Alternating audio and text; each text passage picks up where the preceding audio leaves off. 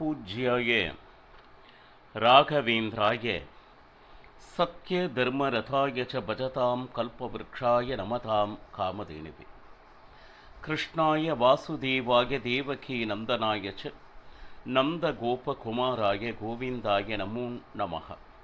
ஐந்தாவது வேதம் என்று போற்றப்படும் மகாபாரதம் பார்த்து வருகிறோம். தர்மத்தின்படி கிடைக்க வேண்டிய ராஜ்யத்தை பெற வேண்டி பலமுறை கேட்டும் தரமறுத்த கௌரவாதிகளை எப்படியாவது சந்தித்து ராஜ்யத்தை பெற்றுத்தர பாண்டவர்கள் பகவான் கிருஷ்ணனை பணிக்க பகவான் கிருஷ்ணன் ஹஸ்தினபுரம் சென்று திருதராஷ்டிரனை சந்தித்து அவன் செய்யும் அதர்மங்களை எடுத்து கூறி அதனைத் தொடர்ந்து பரசுராமர், கண்வ ரிஷிகள், நாரதர் மற்றும் காந்தாரி எவ்வளவோ நல்ல நல்ல உபதேசங்களை கூறியும் எதையும் செவிமடுக்காத துரியோதனன் தூதுவனாக வந்த பகவான் கிருஷ்ணனையே கட்டி போட எத்தனைக்க விஸ்வரூப தரிசனத்தை பக்தர்களுக்கு காண்பித்து இதற்கு உபாயம் ஒன்றே யுத்தம் அப்படின்னு சொல்லிட்டு நேரா குந்தியை சந்தித்தான். உன்னுடைய பிள்ளைகளுக்கு சொல்ல வேண்டியது ஏதாவது இருக்கிறதா அப்படின்னா நீண்ட உபதேசம் சத்திரிய தாய் செய்தார். இதனை கேட்ட பீஷ்ம துரோணாதிகள் கூட துரியோதனனிடம் நிச்சயமாக அவர்களை வெல்வது அரிது, அப்போ அந்த ராஜ்யத்தை திருப்பிக் கொடு என்று தங்கள் பங்கிற்கு சொல்லியும் அதனையும் கேட்கவில்லை. கர்ணனை சந்தித்து அவனுடைய பிறப்பின் இரகசியத்தை கூறி பாண்டவர்களிலே மூத்தவன் நீ ராஜ்யத்தை ஆள வேண்டும் என்று கூறியும் அதனை மறுத்தான் கர்ணன்.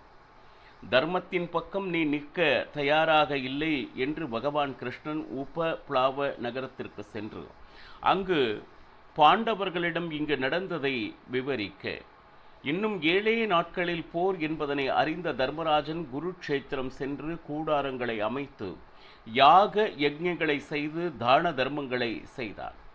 இப்போ சகுனியினுடைய மகனான உலூக்கனை துரியோதனன் தூதுவனாக அனுப்பி மனதை எப்படியெல்லாம் கஷ்டப்படுத்த முடியுமோ அப்பேற்பட்ட ஒரு உபதேசத்தை அனுப்பியிருந்தான் துரியோதனன்.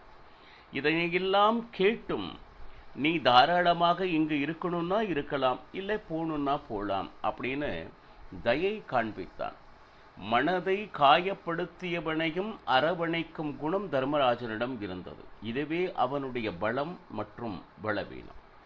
இப்போ போரில் நாம் ஜெயிப்போமா அப்படின்னு ஏதாவது சகுனங்கள் இருக்கிறதா அப்படின்னு சொல்லிட்டு வேதவியாசரிடம் திருதராஷ்டிரன் கேட்க சகுன சாஸ்திரம் என்பதை பற்றி விரிவான விளக்கத்தை கொடுத்து திவ்ய திருஷ்டியை சஞ்சயனுக்கு கொடுத்து கிளம்பினார் வேதவியாசர். அப்போ இந்த பூமி, பஞ்சபூதங்கள் இவைகளுடைய குணங்கள் என்ன என்று திருதராஷ்டிரன் கேட்டறிந்து சென்று விட்டான். சில நாள் கழித்து சஞ்சயன் வந்தான். அப்பா என்ன நடந்தது என்று திருதராஷ்டிரன் கேட்க 10ஆம் நாள் போரில் பீஷ்மர் வீழ்ந்தார் என்று ஆரம்பித்தான். ஐயகோ, என்னுடைய பிள்ளைகளை அவர் அரணாக நின்று காப்பார் என்று நினைத்தானே, அவருடைய வீழ்ச்சிக்கு நானே காரணமாகி விட்டேனே, பீஷ்மர் எப்படி வீழ்ந்தார் என்பதை விரிவாக கூறு அப்படின்னு சொல்லிட்டு திருதராஷ்டிரன் கேட்க சஞ்சயன் முதல் நாளிலிருந்து ஆரம்பிக்கிறார். அப்போ அந்த போரில் என்ன நடந்தது அப்படின்னு சொல்லிட்டு 8ஆம் நாள் வரையிலும் என்ன நடந்தது என்பதனை பார்த்தோம். அதாவது துரியோதனன் நேரடியாக வந்து கர்ணனை சந்தித்து ஒவ்வொரு நாளும் தோல்வி நம் பக்கம் இருக்கிறதே அப்படின்னு கேட்க பீஷ்மரை அங்கிருந்து விலக்கு, நான் வருகிறேன், நொடி பொழுதில் பாண்டவரை சாய்த்து விடுவேன் அப்படின்னு கர்ணன் கூற நேரா துரியோதனன் துச்சாதனனை அழைத்து பீஷ்மரை சந்தித்து அப்போ நேரடியாக சொல்ல முடியாது, வயதில் மிக மூத்தவர் பீஷ்மர். காலை முதல் மாலை வரை போர் செய்துவிட்டு உடம்பில் ஏகப்பட்ட காயங்களுடன் அமர்ந்திருந்த பீஷ்மாச்சாரியரை நோக்கி அவர் மனம் காயப்படும்படி பேசினான் துரியோதனன்.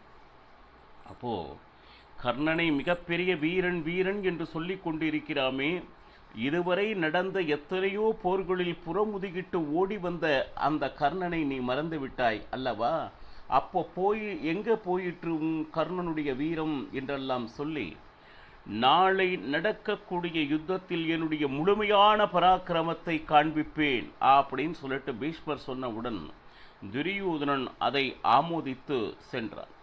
9வது நாள் யுத்தம் ஆரம்பமானது. பீஷ்மர் எப்படின்னா சிம்மத்தை போல நின்றிருந்தார்.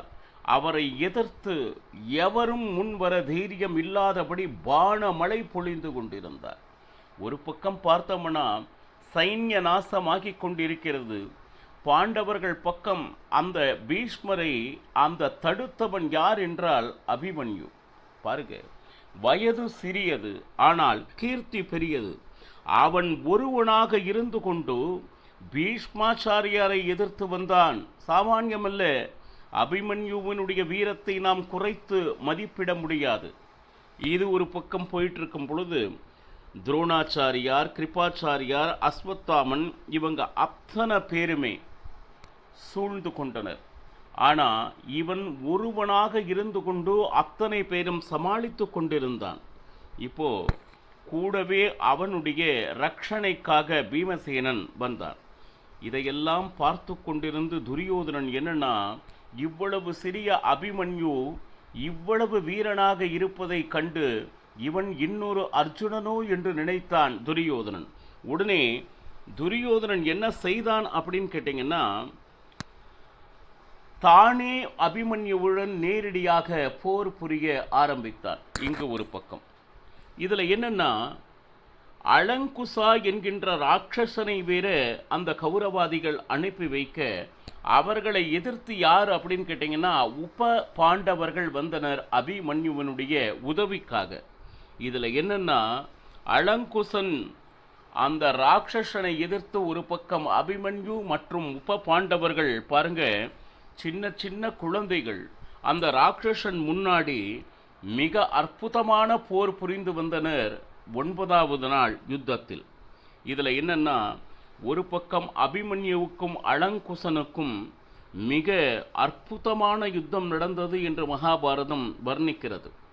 பாருங்க, அலங்குசன் ராட்சசன் இல்லையா, மாயா யுத்தத்தை ஆரம்பித்தான். எப்படின்னா, ஒரு இடத்திலிருந்து அம்பை விடுவது, எங்கிருந்து அம்பு வருகிறது என்று பார்ப்பதற்குள் அந்த இடத்தில் அவன் மறைந்து வேறொரு இடத்தில் இருந்து மற்றொரு அம்பினை விடுவது என்று. ஆனால் இவன் மந்திர சித்தி அடைந்தவன். யாரு? அபிமன்யு. ஒரு பக்கம் மாயா, இன்னொரு பக்கம் மந்திரம். இந்த ரெண்டுக்கும் நடுவில் மந்திரமே ஜெயிக்கும். மாயா என்பது எப்பொழுதுமே குறைவுதான், ஆனால் மந்திரங்களுக்கு மிக அதிகமான சக்தி. இந்த மாதிரி பாடங்கள் எல்லாம் இருந்தது. இன்றளவும் அந்த பாடங்கள் எல்லாம் நம்மிடையே இல்லை அப்படின்னா கொஞ்சம் மனதிற்கு கஷ்டமாக இருக்கிறது. காரணம் என்னன்னா, இதெல்லாம் வழி வழியாக கொண்டு வந்திருந்தால் எத்தனையோ வீரங்களை நாம் பெற்றிருக்க முடியும். ஆனால் அதை வளர்க்க தவறிவிட்டோம். மந்திர சித்தி அப்படின்னு சொல்லிட்டு நிறைய இருக்கு. இப்போ ஒரு பக்கம் அலங்குஷனுக்கும் சரி அபிமன்யுவுக்கும் போர் நடந்து கொண்டிருந்தது. பீமசேனன் வந்தார். பீமசேனன் ஏன்னா அபிமன்யுவை காப்பாற்றுவதற்காக, பலமாக இருப்பதற்காக. ஒரு பக்கம் துரியோதனன் எதிர்க்கே அபிமன்யுவுடன் போர் புரிந்து கொண்டிருந்தான். கூடவே அவன் பீமசேனனும் வந்து அபிமன்யுவுக்கு பலமாக இருந்தான். இதில் என்னன்னு கேட்டிங்கன்னா, எத்தனை விதவிதமான அஸ்திரங்களை அலங்குசன் விட்டான் என்று மகாபாரதம் வர்ணிக்கிறது. ஆனால் அது அத்தனையும் அபிமன்யு தன்னுடைய மந்திர சித்தியினால் அது அத்தனையும் முறித்தான். இதில் என்னன்னா, மேல் இருக்கக்கூடிய தேவாதி தேவர்கள் எல்லாம் பார்த்து வியந்தனர். இது என்ன யுத்தம் இது? ஒரு குழந்தைக்கும் ஒரு ராட்சசனுக்கும் நடக்கின்ற யுத்தத்தில் இவ்வளவு பெரிய பராக்கிரமத்தை ஒரு குழந்தை காண்பித்து கொண்டு இருக்கிறதே அப்படின்னு சொல்லிட்டு, கடைசியில் அந்த மந்திர பலத்திற்கு முன்னால் தாக்கு பிடிக்க முடியாது அலங்குசன் ஓடினான் அப்படின்னு சொல்லிட்டு. எப்போ ஓடினானோ துரியோதனன் தன் மேலும் அதிகமான வீரத்தை காண்பிக்க ஆரம்பித்தார். எங்கே துரியோதனன், எங்கே அபிமன்யு? எல்லாம் கண்களை அகல விரித்து கொண்டு இப்படி ஒரு யுத்தமா அப்படின்னு சொல்லிட்டு பார்த்து கொண்டிருந்தனர். இதில் என்னன்னா, ரொம்ப நேரம் துரியோதனனும் சரி அபிமன்யுவும் சரி யுத்தம் நடந்து கொண்டே இருந்தது. எப்படின்னு கேட்டிங்கன்னா, இவர் அவனுடைய மர்மஸ்தானத்தை நோக்கி அடிப்பது, அதே மாதிரி அவனும் சளைத்தவன் அல்ல. ரெண்டு பேரும் துரியோதனனுடைய பலம் ஜாஸ்தி, அவனுடைய அனுபவம் ஜாஸ்தி. இருந்தாலும் அபிமன்யு பாருங்க, அந்த வீரம் யார் எதிரில் நின்றாலும் முதலில் வீரம் வேண்டும், எதற்கும் வீரம் வேண்டும் என்பதை நிரூபித்தவன் அபிமன்யு. அற்புதமான திறமைதனை மகாபாரத யுத்தத்தில் காண்பித்தான். அது போக பாருங்க, பீமசேனனும் அபிமன்யுவனுடைய பலத்திற்கு பின் நின்று கொண்டிருந்தான் பாதுகாப்பாக. ரதம், அதாவது துரியோதனுடைய ரதம், குதிரை, இது அத்தனையும் என்ன சொல்றது வீழ்த்தினான். இதை பார்த்தவுடன் இதற்கு மேல் இங்கு நிற்க முடியாது அப்படின்னு சொல்லிட்டு துரியோதனன் ஓடினான் என்று மகாபாரதம் எழுதுகிறது. அடுத்து கஜ படை, யானை படை பீமசேனனை நோக்கி வந்தது. யானை படை மட்டுமா அப்படின்னா துரோணாச்சாரியார், கிருபாச்சாரியார், அஸ்வத்தாமன், சித்திரசேனன், இப்படி அனைவரும் பீமசேனனை சூழ அத்தனை பேரையும் ஓடி ஓடி ஒளிய வைத்தவன் பீமசேனன் ஒருவன். இன்னும் சொல்ல போனா சித்திரசேனனுக்கும் பீமனுக்கும் நடந்த அந்த யுத்தம் எப்படின்னா சாமானியமான யுத்தம் என்று சொல்ல முடியாது. இனி சித்திரசேனனை கொன்றே விடுகிறேன் என்று அந்த கதைதனை தூக்கினான். எப்பொழுது பீமசேனன் தன்னுடைய கதையை கண்கள் சிவக்க தூக்கினானோ நிச்சயமாக இந்த கதையிலிருந்து நம்மால் தப்பிக்க முடியாது என்று ரதத்திலிருந்து குதித்து தப்பித்து ஓடினான் சித்திரசேனன்.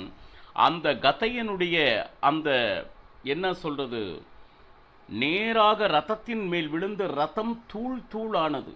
ஒருவேளை சித்திரசேனன் அந்த ரதத்தில் இருந்திருந்தால் அப்பொழுதே அவன் மாய்ந்திருப்பான் அப்படின்னு எழுதுறாங்க. அது மட்டுமல்ல, இப்போ பீஷ்மர் எப்படி முதல் நாள் துரியோதனனுக்கு வாக்கு கொடுத்தாரோ அதே போல பாஞ்சால தேசத்தினரையும் கௌஞ்ச தேசத்தினரையும், அதாவது 14,000 சைன்ய வீரர்களை ஒரே நாளில், அதாவது 9வது நாளில் ஒருவராக நின்று அனைவரையும் அழித்தார் பீஷ்மர். அது மட்டுமா அப்படின்னு கேட்டிங்கன்னா, அர்ஜுனனும் மிருதுவான யுத்தத்தையே என்ன சொல்லுது செய்து கொண்டிருக்கிறான். அவனுடைய உண்மையான பராக்கிரமத்தை அவன் நிச்சயமாக காண்பிக்கவில்லை. பீஷ்மர் வயதானவர், என்னை எடுத்து வளர்த்தவர் என்கின்ற எண்ணமே அவனுடைய மனதில் நிறைந்திருந்தது. அப்போ யுத்தம் செய்யவில்லை இல்லை, அவர் ஏதாவது ஒரு 5 பானம் விட்டா இவர் ஒரு பானம் விடுவது. கிருஷ்ணனுக்கு பயங்கரமான கோபம். ஏற்கனவே ஒரு முறை ரதத்திலிருந்து இறங்கி சக்கரத்தை கையில் எடுத்து பீஷ்மரை நோக்கி வந்து அந்த நேரத்தில் அர்ஜுனன் காலில் விழ நிச்சயமாக யுத்தம் செய்கிறேன் என்கின்ற வாக்கினை கிருஷ்ணனுக்கு கொடுத்திருந்தான். மீண்டும் ஒரு முறை அர்ஜுனன் திருந்திய பாடில்லை. பீஷ்மரோ சிம்மத்தை போல பாண்டவர்களுடைய சைன்யத்தை பந்தாடி கொண்டிருக்கிறார். இவனோ அவர் பெரியவர், வயதானவர் அப்படின்னு சொல்லிட்டு மிருதுவான போக்கினை அர்ஜுனன் செய்து கொண்டிருக்கிறான். இது கொஞ்சம் கூட என்ன சொல்லுது பிடிக்கவில்லை. பகவான் கிருஷ்ணன் நேரா இறங்கினார் ரதத்தை விட்டு. பகவான் கிருஷ்ணன் இறங்கியதும் பீஷ்மாச்சாரியார், என்னை கொல் கிருஷ்ணா, வா என்னை கொன்றுவிடு அப்படின்னு சொல்லிட்டு பீஷ்மர். இப்போ இதுலனா ஓஹோஹோ, இன்னும் சிறிது நேரத்தில் பீஷ்மருடைய கதை முடிந்தது அப்படின்னு எல்லாரும் எதிர்பார்த்து கொண்டிருக்க வேண்டும்.